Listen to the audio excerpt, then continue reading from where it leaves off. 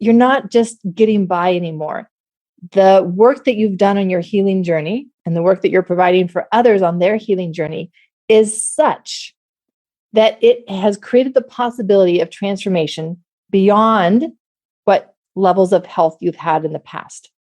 And this is your physical health, your mental health, emotional health. You are a better person than you've ever been before. We now call this post-traumatic growth, this possibility of transformation. In transforming trauma, and yet having used approaches and techniques, they have become extraordinary people. And I want to say to people who have been through hell, it is possible, not only for you to reduce your symptoms, not only to feel stronger, not only to feel in balance, but also to feel better than you ever have. Those comments are from doctors Aimie Apigian and James Gordon talking about the possibilities for post-traumatic growth. This audio is most of a Biology of Trauma podcast episode by Dr. Apigian. See links to resources in the notes. Welcome to this episode of the Biology of Trauma podcast. I'm your host, Dr. Aimie.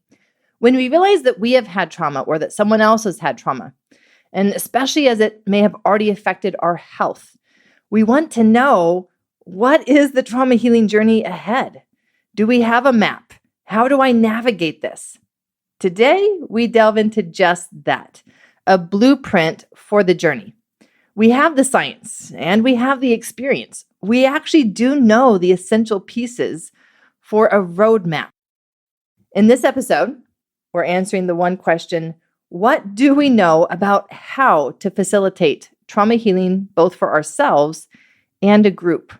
We have a guest speaker who I will introduce in just a moment. And here is what you will learn in this episode. What are the 3 Ps of trauma healing? What kind of foundation do we need to create? What will we experience if we work on healing ourselves first? How does realizing trauma is a universal experience help us with our healing?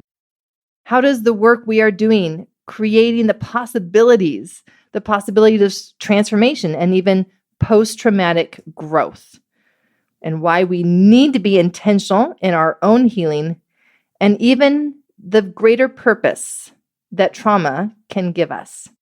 To answer the question of how we can facilitate trauma recovery, what is this roadmap?